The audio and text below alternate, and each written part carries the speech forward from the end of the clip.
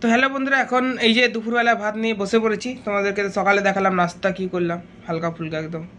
তো শরবতে তো পেট ভরে না, ওই জন্য এখন বসে পড়েছি। ঠান্ডা দুপুরে খাবার নেই, ঠান্ডা নাস্তা যেরকম করেছি দুপুরে খাবারটাও ঠান্ডায় রেখেছি। তো চলো তোমাদের দেখাই দুপুরে আমাদের ঠান্ডা খাবার। এই যে দেখতে পাচ্ছি ঠান্ডা খাবার মা নিয়ে বসে পড়েছে।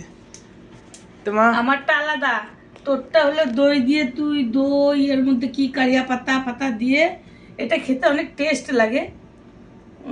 কিন্তু তোরটার থেকে একটুখানি আমি খাবো।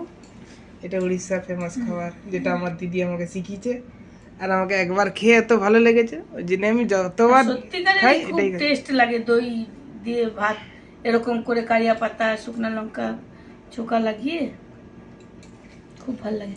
আর এই যে সজনে শাক দিয়ে ভেজেছি, সজনে শাক আর বাগানে ডাঁটা শাক দিয়ে মিলে ভাজা করেছি।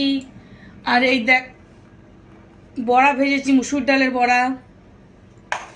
আর এখানে আছে স্পেশাল জিনিস, মেন জিনিস, সেটা হলো এই যে পেঁয়াজ পোস্ত।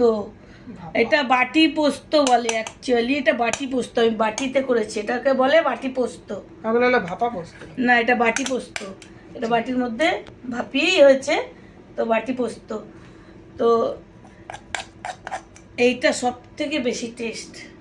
এটার রেসিপি তো ইউটিউবে দিয়েই দিবি, আমি বানিয়েছি, রেসিপিটা বানানো আছে। কখন ছাড়বি বলে দে বন্ধুদেরকে। বিকাল অবধি চলে যাবে এই রেসিপি বন্ধুরা, তারপর পেয়ে যাবে বাটি পোস্ত রেসিপি বিকাল অবধি।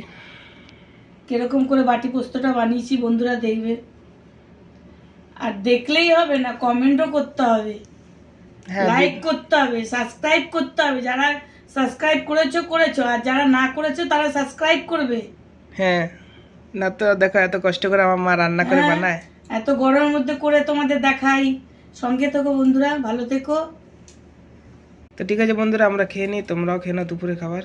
অনেক বেলা হয়ে গেছে, দুপুর হয়ে গেছে, গরমও বেড়ে চলেছে। ঠিক আছে বন্ধুরা, আজকের জন্য এতটাই, টাটা।